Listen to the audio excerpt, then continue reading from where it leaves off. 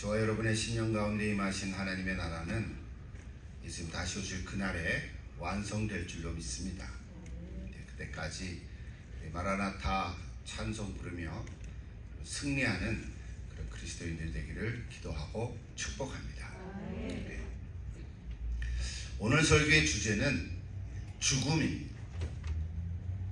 주일 아침에 죽음을 주제로 설교를 한다는 것은 그렇게 유쾌한 일은 아니지만 성경에는 죽음에 대한 구절들이 상당히 많이 나옵니다.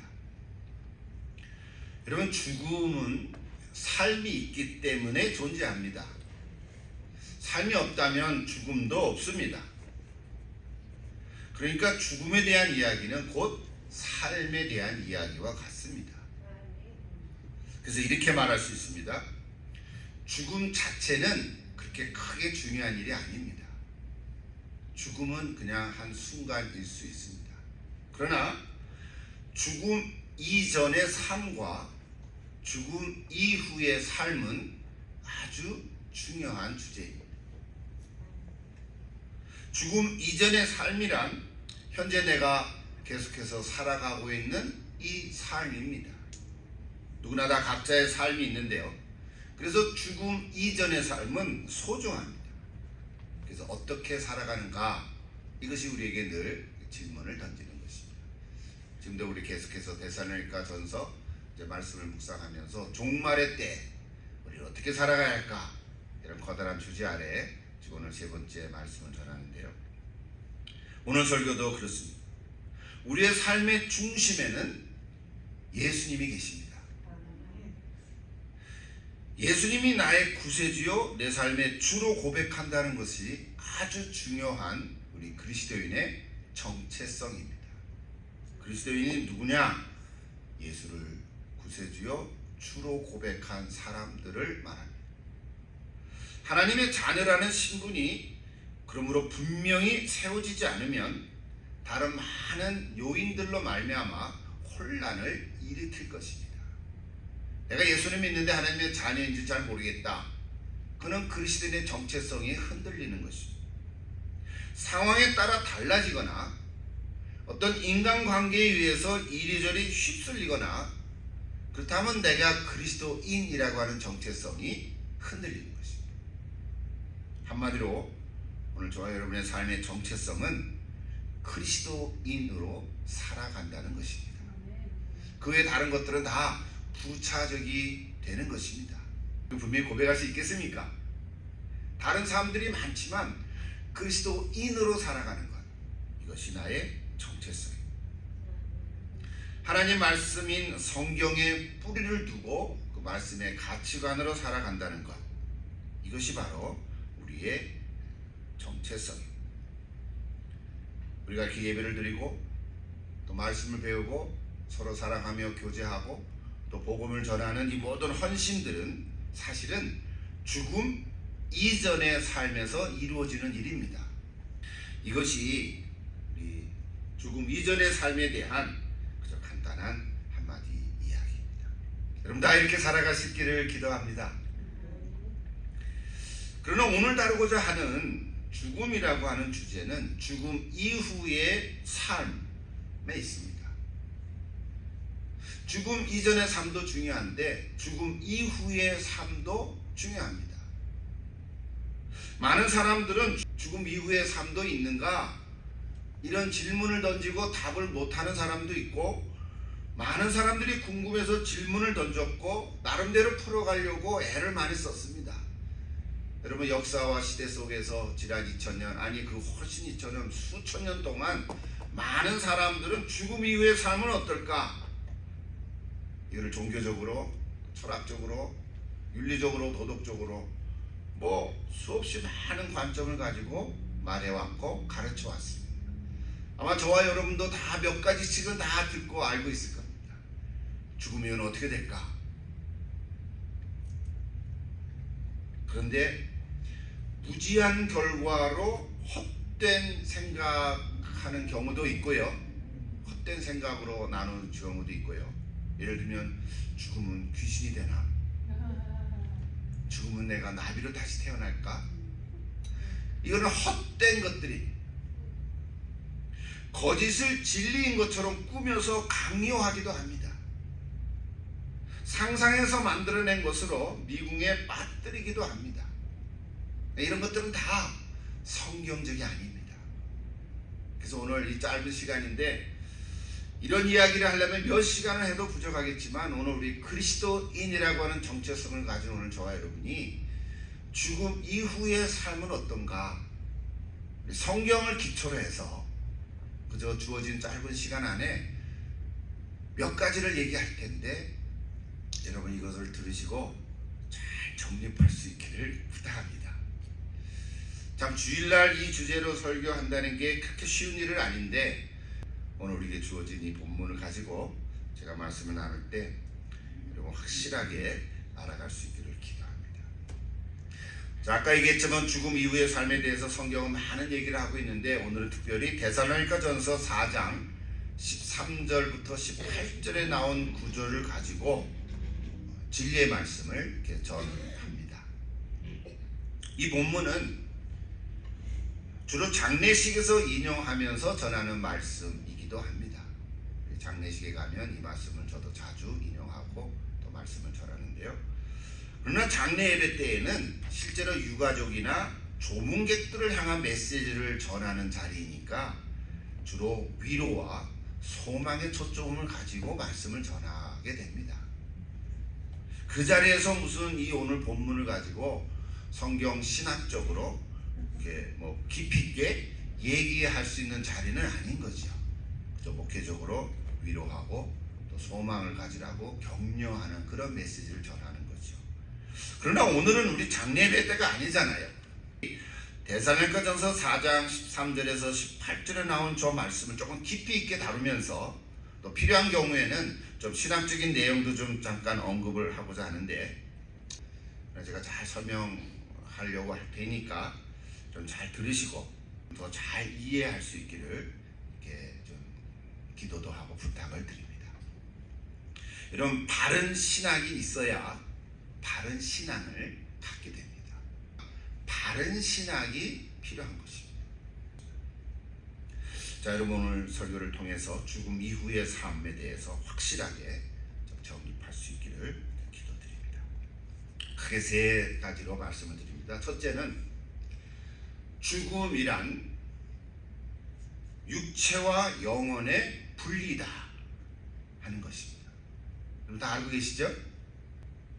그러면 사람이 창조될 때 여러분 창세기 가보시면 2장 7절에 여호와 하나님께서 땅의 흙으로 사람을 지으시고 생기를 그 코에 불어넣으시니 사람이 생명이 된지라고 말씀했습니다. 여기서 생기란 하나님의 영을 말하고 그래서 사람이 생명이 되었다는 구절이 중요합니다. 사람이란 첫사람 아담과 같은 단어이고요. 히브리어 아담이 고유명사 사람이기도 하지만 보통 명사 사람이기도 하고요. 또 흙을 가리키기도 합니다. 그래서 사람은 땅의 흙으로 지어졌지만 그 사람 즉 아담에게 생기를 불어넣으시니 생명이 되었기에 이때가 진짜 사람인 것입니다. 만약에 사람의 생기가 없다면, 즉 하나님의 영이 없다면 사람은 그냥 흙으로 만든 동물 중에 하나로 되어져 버리고 말 것입니다. 우리는 너무나 잘 아는 얘기지만 성경에 분명히 이렇게 이야기하고 있습니다. 여기서 벗어난 이야기들은 잘못된 생각들입니다. 그래서 진짜 사람은 육체와 영혼이 결합된 존재입니다. 사람은 누구나 그래서 육체가 있고 영혼이 있습니다. 죽음이란 이것이 분리되는 것을 말합니다. 육체와 영혼의 분리가 죽음이라고 하는 것은 죄의 결과로 나온 것입니다. 오늘 시간에 죄에 대한 언급을 할 수는 없습니다. 시간이 없고요. 근데 아담이 죄를 지음으로 그 결과로 죽음이 들어오게 된 거죠. 창세기 2장 17절에 보면 하나님께서 분명히 말씀하셨어요. 선악을 알게 하는 나무의 열매를 먹지 말라. 네가 먹는 날에는 반드시 죽으리라. 그러니까 처음부터 죽음이 있었던 것은 아닙니다. 창세기 1장과 2장까지는 죽음이라는 단어가 없습니다. 3장에 죄가 들어오므로 그 후로 죽음이라는 단어가 나오게 됐습니다. 사람의 경우에도 죽음은 그러므로 육체와 영혼의 분리라는 진리가 생겨난 것입니다. 이 세상의 전 세계 모든 어떤 사람도 예외 없이 다 죽는데 그 죽음은 죄의 결과라는 것입니다. 그런데 여전히 어떤 사람은 나는 죄인이 아니라고 뻗댕기는 사람이 있거든요. 이거는 성경에서 벗어난 생각이라는 거예요. 자, 첫 번째 주제는 잘 넘어갔습니다. 자, 두 번째, 그렇다면 죽음 이후에는 어떻게 되는 걸까요? 이게 오늘 설교의 핵심인데 죽음 이후에는 어떻게 될까? 자, 전도서 12장 7절을 보면 흙은 여전히 땅으로 돌아가고 영은 그것을 주신 하나님께로 돌아간다. 물론 전도서에는 돌아가기 전에 여호와를 기억하라 이런 구절로 되어 있죠. 쉽게 말하면 뭡니까? 우리의 이 육체는 흙으로 지어졌기 때문에 흙으로 돌아가고 영은 하나님께서부터 생기를 주신 것이기 때문에 하나님께로 돌아간다는 거예요. 너무 당연한 얘기 아닙니까? 근데 여전히 이 구절도 하나님이 주신 진리의 말씀인데 여기서 벗어난 생각들을 많이 하는 사람들이 얼마나 많은지 모릅니다. 조심하셔야 돼요.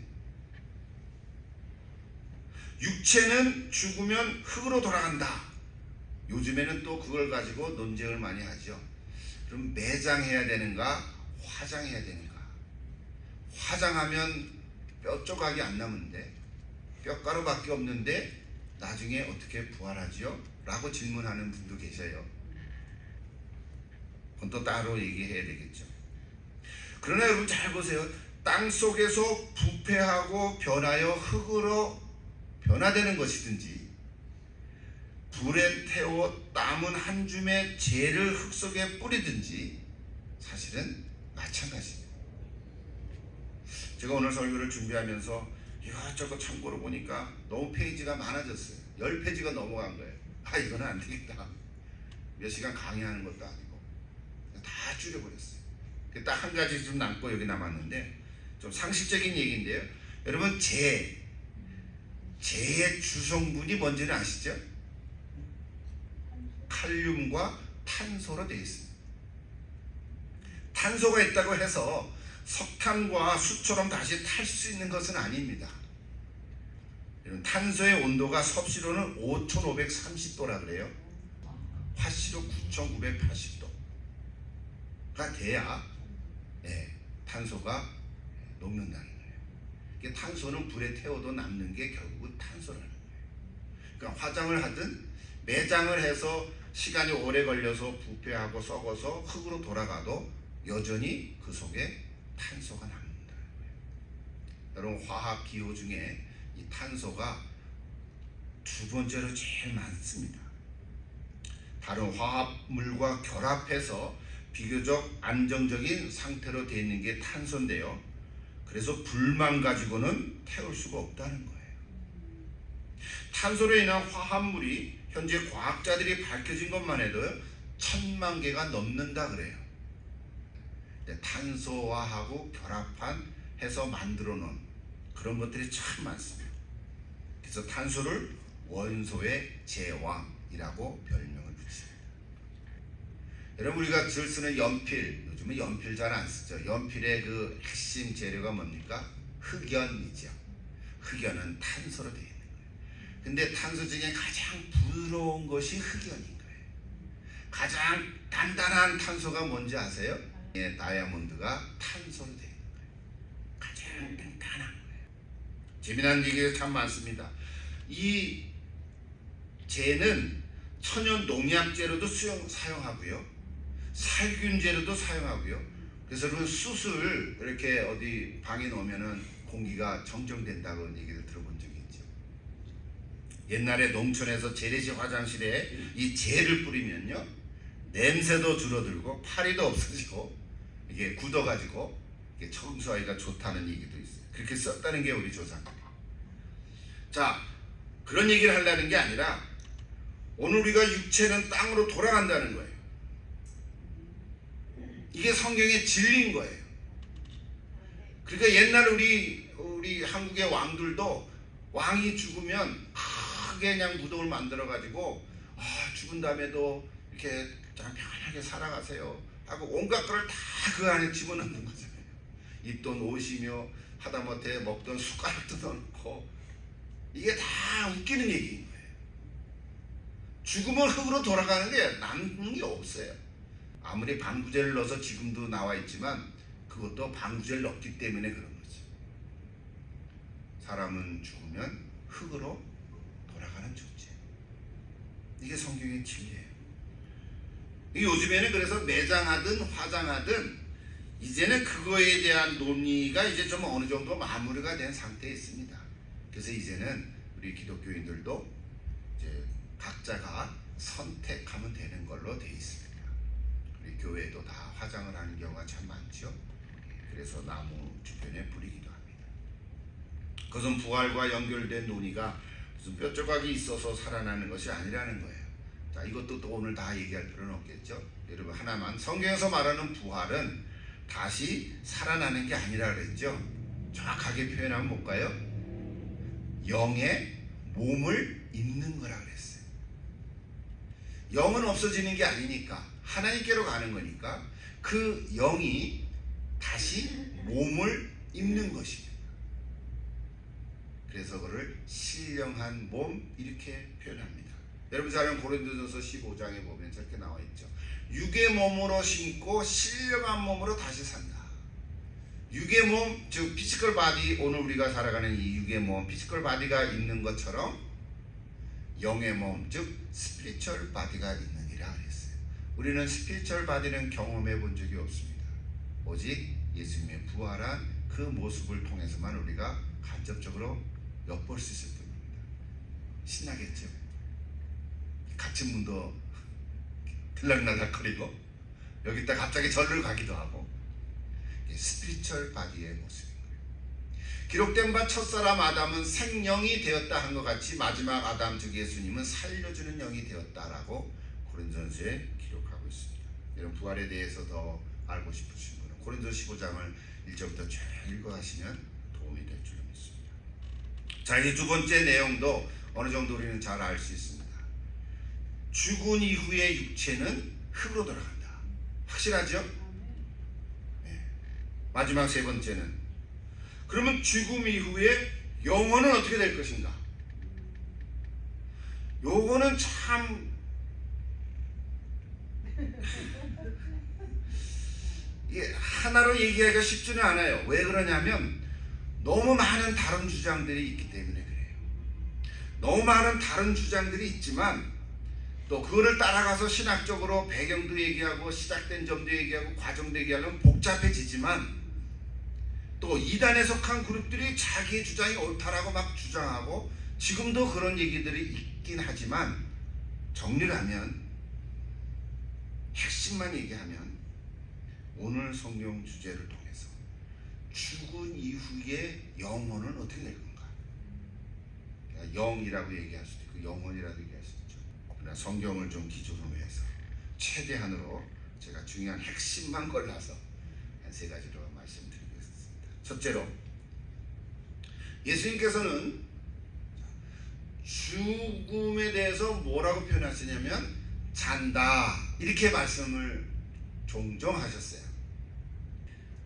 마가복음 5장 39절과 또 누가복음 8장 52절에 보면 여러분 잘 아는 이야기죠. 회당장 야이로의 딸, 여기 죽었을 때에 예수님께서 가셔서 어찌하여 우느냐, 이 아이가 죽은 것이 아니라 잔다 이렇게 말씀하셨어요.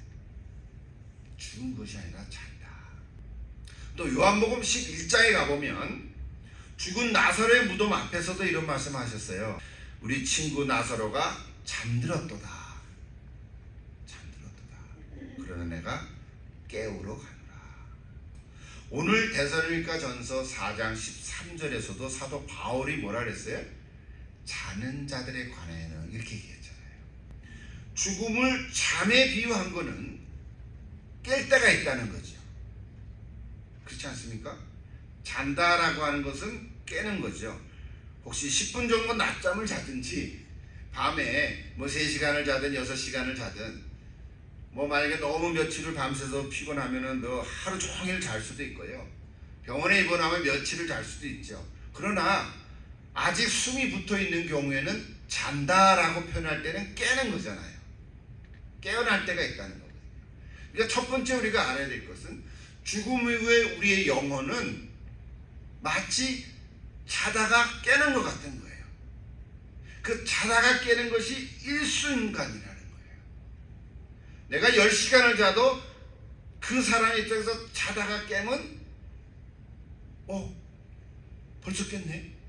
내가 몇 시간이나 잤어? 10분 잤어? 그럴 수도 있잖아요. 근데 그 사람은 얼마를 잤든지 자다가 금방 깬 거죠. 자다가 한순간에 깨어나는 거예요. 이것이 오늘 첫 번째 우리가 알아야 되는 거예요. 그런데 이 성경에 예수님이 잔다라고 하는 말 때문에 어떤 사람들은 뭐라고 주장하냐면 잔다 그러니까 아예 푹 자는 걸로 생각했어요. 이게 수면에 취한 거구나. 이런 잔다는 말을 한자만 하면 수면이라는 단어를 쓰잖아요. 그래서 어떤 용어가 나오냐면 영혼 수면설, 이런 신학적인 주장이 나온 거예요. 여러분, 영혼 수면설, 이거는 요즘 나온 얘기들이 아니에요. 일단 종교개혁 시대 때는 아나베프티스트 제침례파들이 이런 주장을 했어요. 우리 영혼은 자는 거야. 푹 자는 거야. 언제까지? 예수님 다시 오실 때까지 푹 자는 거야. 이렇게 해서 영혼 수면설을 주장했어요. 그럴듯해요. 그렇잖아요. 근데 요즘에도 뭐 여호와 증인이나 이런 사람들도 이거를 또 얘기를 해요. 영혼 수면설. 그런데 그런 성경적이 아닙니다. 오늘 예수님이 죽은 자를 잔다라고 표현한 것은 푹 자고 수면설을 얘기하려고 하신 것이 아니라 금방 한순간이다라는 것을 말씀하는 거예요. 죽음은 끝이 아니라는 거예요. 죽음은 끝이 아닌 거예요. 결론적으로 말하면 사후에 영혼이 의식을 갖고 낙원이나 음부에 거하는 것을 이 사람들은 부정을 하고, 영혼은 육체가 죽을 때 무덤에서 무의식 상태로 함께 잔다고 말하는 거예요. 우리의 영혼은 죽음은 의식이 없어져서 그냥 자는 거예요. 무의식 상태로 마치 코마에 들어가는 것 같다. 이렇게 주장을 하는 거예요. 여러분, 이렇게 얘기하는 어떤 사람이 있더라도, 어떤 주장을 하더라도 여러분은 성경의 진리는 아닙니다. 꼭 잘 분별하시기를 바랍니다. 영혼이 사후에도 계속 있다, 이런 말을 또 한편으로는 헷갈리지 말라고 말씀하는 건데, 헬라 철학의 영향을 받아서 이방 사상의 종말론이라고 말하는 사람도 있어요. 이건 뭐냐면 악인의 영혼이 지옥에서 고통을 받는다고 하는 주장은 사랑의 하나님께 배치되는 것이므로 지옥이 없다고 주장을 하는 거예요. 영혼이 죽어야 지옥이 없잖아요. 그렇죠? 지옥이 있어 봐야 영혼이 가면 소용이 없는 거니까 음부라고도 표현하죠. 자, 그래서 나온 사상이 뭐냐면 하나만 더 소개를 할게요. 영혼 소멸설이에요. 아까는 영혼 수면설인데, 이러다 보니까 영혼 소멸 혹은 멸절 이런 말을 써요. 영혼 멸절, 영혼이 아예 없어진다는 거예요. 사라져 버린다는 거예요. 영혼이 없다는 거예요. 이것도 성경적은 아니에요. 악인의 영혼이 지옥에 가는 것이 아니라 아예 없어지는 것이라고 주장하는 것이죠. 오늘 두 가지 얘기했어요. 많은 것 중에서 영혼 수면설, 이것도 성경적이 아니고 영혼 소멸설, 혹은 멸절설, 이것도 성경적은 아닙니다. 그런데 지금도 그렇게 생각하고 주장하는 사람들이 있다는 말이에요. 그래서 조심해서 분별을 하면 좋겠습니다. 자, 그렇다면 죽음 이후의 사람의 영혼은 성경은 뭐라고 말할까요? 성경은 선한 사람이든 악한 사람이든 모든 사람의 영혼이 죽으면 하나님께로 가는 건데 그 자체가 천국이나 지옥은 아닌 거예요. 아직은. 그래서 그걸 성경으로는 낙원 혹은 음부 이렇게 말하고 있습니다. 여러분, 예수님이 십자가에 달려 들어갔을 때 한편 강도가 나를 기억해 달라고 할 때에서 뭐라고 표현했었어요? 얘가 오늘 나와 함께 낙원에 이르리라 그랬어요. 우리는 보통 그렇다고 해서요, 장례 예배 드릴 때 이제 고인을 이제 놓고 유가족이나 조문객들에게 이분이 지금 낙원에 이르렀습니다 그렇게 말하지는 않아요. 그러면은 거기 있는 사람들이 천국에 간 게 아닌 거예요? 그러면 설명해야 되잖아. 아니, 그런 말이 아니고요. 이게 그럴 수가 없잖아요. 그래서 성경에는 일단 영혼은, 죽은 영혼은 낙원에 있는 건데 그것이 사실 천국과 같은 거죠. 그러나 용어로 천국이라고 말을 안 한 것 뿐이지. 천국은 언제 이루어져요?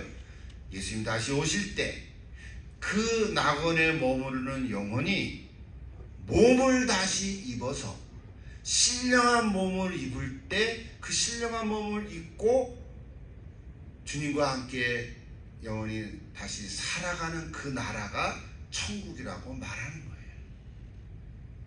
우리 계시록에 보면 그렇게 되어 있어요. 그래서 우리가 조금 좀 낙원, 음부 이런 단어를 쓰는 것이에요. 근데 낙원과 음부를 얘기하다 보니까, 천국과 지옥을 얘기하다 보니까 천국도 아니고 지옥도 아니고 그 사이에 뭘 하나 있으면 좋겠다. 그래서 만들어낸 게 뭘죠? 예, 그건 잘 아시네. 그래서 만들어낸 게 연옥이라고 하는 거예요. 그 설명 안 해드리고 아니까 그냥 넘어갈게요. 그러니까 이것도 성경적이 아니에요.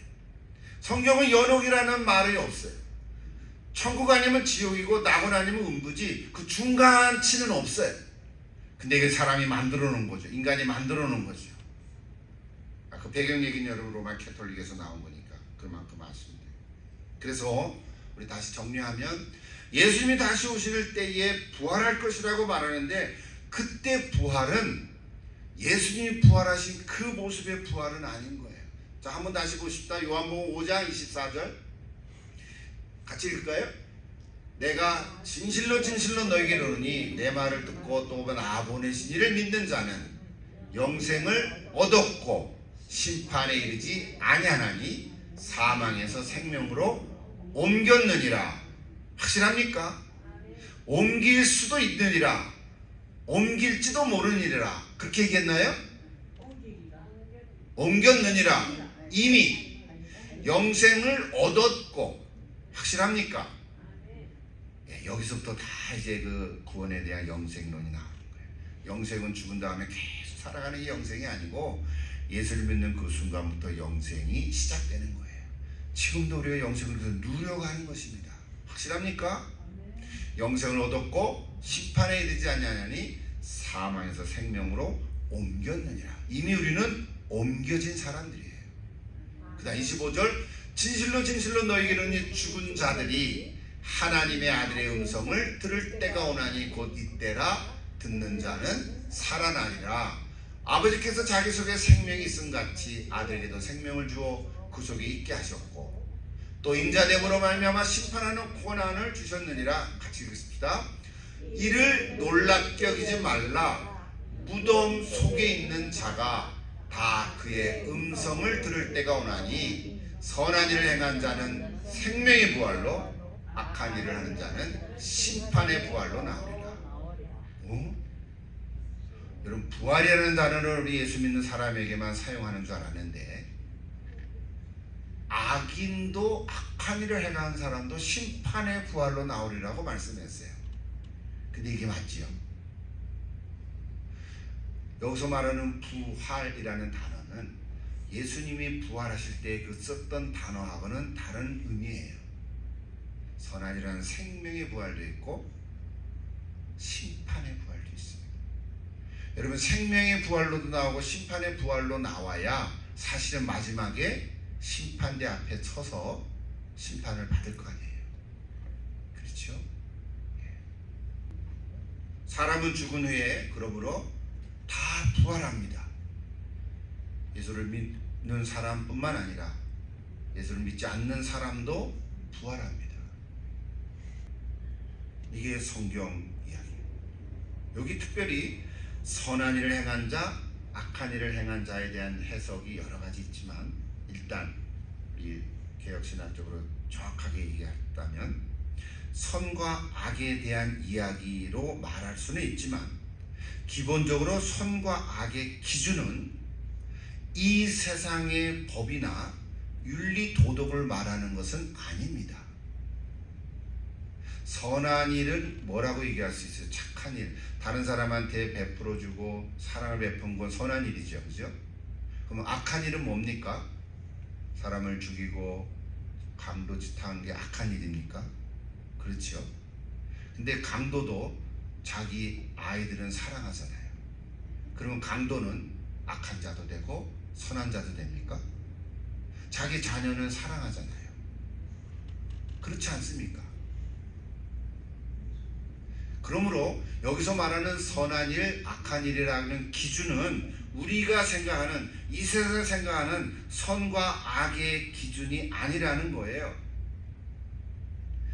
만약에 그렇다면 역사와 문화와 시대와 법에 따라서 다 달라지는 거죠. 이전에는 악이었는데 지금은 법이 바뀌어서 지금은 악이 아닌 경우가 얼마나 많습니까? 옛날에는 간통이 죄였는데 이제는 간통이 죄가 아닌 거예요. 맞습니까? 간통은 죄가 아닌데 폭력은 죄예요. 이거는 그 시대와 그 문화와 그 상황 속에서 법이 바뀌어졌기 때문에 범죄가 되고 범죄가 안 되는 것 뿐이에요. 그러므로 그것이 선과 악의 기준이 될 수가 없다는 거예요. 성경을 같이 보십시다. 요한계시록 보십시다. 20장 같이 읽을까요? 또 내가 보니 죽은 자들이 큰 자나 작은 자나 그 보좌 앞에 서 있는데 책들이 펴 있고 또 다른 책이 펴졌으니 곧 생명책이라. 죽은 자들이 자기 행위에 따라 책들에 기록된 대로 심판을 받으니 바다가 그 가운데서 죽은 자들을 내주고 또 사망과 음부도 그 가운데서 죽은 자들을 내주매 각 사람이 자기 행위대로 심판을 받고 그랬습니다. 모든 사람은 다 자신의 행위대로 심판을 받습니다. 그러나 오늘 우리 아까 요한복음 5장 24절에서 얘기한 것처럼 예수를 믿은 사람은 영생을 얻었고 심판에 이르지 아니하나니라고 그랬죠. 계시록에 보면 또 다른 책이 뭐예요? 생명책이라고 했어요. 그 다음 14절 15절 같이 읽을까요? 사망과 음부도 불못에 던져지니 이것은 둘째 사망 곧 불못이라. 누구든지 생명책에 기록되지 못한 자는 불못에 던져지더라 그랬어요. 성경은 둘째 사망이 있다고 말씀하고 있습니다. 죽음은 아까 육체와 영혼의 분리라 그랬죠. 이거는 육체적인 죽음이지만 성경에는 둘째 사망을 말씀하고 있어요. 둘째 사망은 불못에 던져지는 존재인 거죠. 근데 누가 그렇게 되었어요? 생명책에 기록되지 못한 자.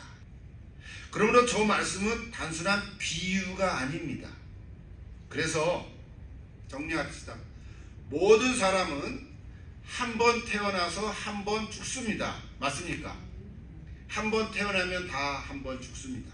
그런데 성령으로 거듭난 자는 두 번 태어나서 한 번 죽습니다. 성령으로 거듭난 것을 우리 성경은 다시 태어난다고 표현하고 있습니다. 성령으로 거듭난다, 중생한다, 예수를 믿고 고백한다, 다 같은 의미인 거죠. 구원을 얻는다. 자, 거듭난 자는 두 번 태어나서 한 번 죽지만, 이것이 생명책에 기록된 자이지만 어떤 사람은요, 한 번 태어나서 두 번 죽는 경우도 있습니다. 이해하시죠? 한 번 태어났는데 여기 오늘 성령으로 거듭나지 않은 자는 생명책에 기록되지 못한 자이므로 둘째 사망을 경험하게 된다는 거죠. 그러므로 아까 제가 얘기했던 선한 일을 행한 자, 악한 일을 행한 자, 생명의 부활, 심판의 부활이라는 단어를, 선과 악의 기준은 이 세상의 윤리도덕의 기준이 아니라 거듭났는가 그렇지 않은가의 이야기. 자, 이제 다음 주제로 넘어가는데요. 죽음 이후의 영혼은 자는 것도 아니고요, 수면설도 아니고, 없어지는 것도 아니고요, 소멸이나 멸절되는 것도 아니고, 육체는 흙으로 왔으니 흙으로 돌아가고, 영은 하나님으로 돌아왔으니 하나님께로 돌아가는 것입니다. 확실하시죠? 이제 단지 우리가 이 세상에서 예수를 그리스도로 고백하고 나의 구세주와 주로 영접함으로 성령으로 거듭난 자는 그 영혼이 낙원으로, 그렇지 않은 자는 음부로 가게 되는데, 예수님 다시 오시는 그날에 우리가 다 부활하게 되므로 생명의 부활과 심판의 부활로 나오게 된다는 이야기. 마지막으로, 그러면 그 다음에 어떻게 되나요? 저 얘기하고 마칠게요. 오늘 본문으로 들어가야 되잖아요. 데살로니가전서 4장 14절부터 17절까지인데요. 순서는 저렇게 되어 있습니다. 우리 성경 아까 읽었으니까 다시 읽지는 않겠는데요. 첫째는 예수님 다시 오실 때, 즉 예수님 강림하실 때, 즉 예수님 재림하실 때 예수 안에서 죽은 자들을 먼저 일어난다 그랬어요. 먼저 예수님 믿고 죽은 자들이 먼저 부활하고, 그래서 부활한 그 사람들이 예수님과 함께 오신다 그랬어요. 14절 보세요. 예수 안에서 자는 자들이 또 하나님이 그 예수님과 함께 데리고 오시리라. 확실합니까? 이런 어떤 그림, 성화 같은 거 보면은 예수님이 이렇게 있고 그 뒤에 백그라운드로 수없이 많은 그 뭐 몇 천만 뭐 사람들이 다 같이 있죠. 주 안에서 자는 자들이 먼저 일어난다 그랬어요. 먼저 부활하는 거예요. 그래서 15절에 이렇게 썼어요.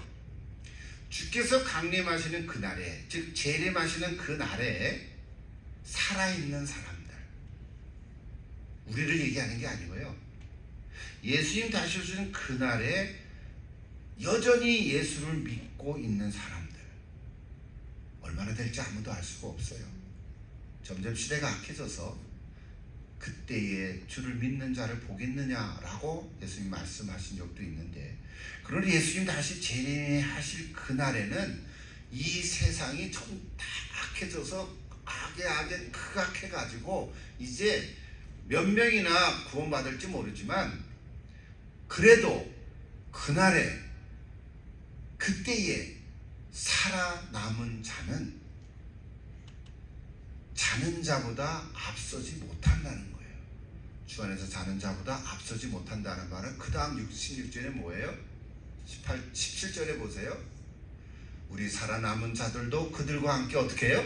구름 속으로 끌어올려 공중에서 주를 영접하게 되리라. 그리고 우리가 얘기하는 휴거를 얘기하는 거죠. 그러므로 휴거는 그냥 믿는 자들이 공중으로 끌어올려 들어가는 게 아니라 예수님이 다시 오시는 그때에 믿는 자들이 죽음을 보지 않고, 마치 엘리야같이, 에녹같이 죽음을 보지 않고 끌어들어 올린다고 하는 이야기인 거예요. 그리고 여러분, 휴거에 대해서도 여러분 잘 분별해서 우리 성경의 진리 안에 굳게 설 수 있기를 바랍니다. 휴거를 이상한 소설화해서 그거를 진리인 양 얘기하면 이상한 그 소설이 되고 맙니다. 데살로니가전서 4장 14절에서 17절까지는 저렇게 이야기하고 있습니다. 그래서 예수 안에서 죽은 자들이 먼저 일어나고, 예수님 다시 오시는 그날에 살아있는 자는 휴거하게 될 것이다. 분명합니까? 그러므로 우리는 사나 죽으나 주님의 것입니다. 로마서 14장 8절 말씀 읽고 마치도록 하겠는데요. 사도 바울의 같이 한번 읽을까요? 우리가 살아도 주를 위하여 살고 죽어도 주를 위하여 죽나니 그러므로 사나 죽으나 우리가 주의 것이로다. 이를 위하여 그리스도께서 죽었다가 다시 살아나셨으니 곧 죽은 자와 산 자의 주가 되려 하심이라. 아멘.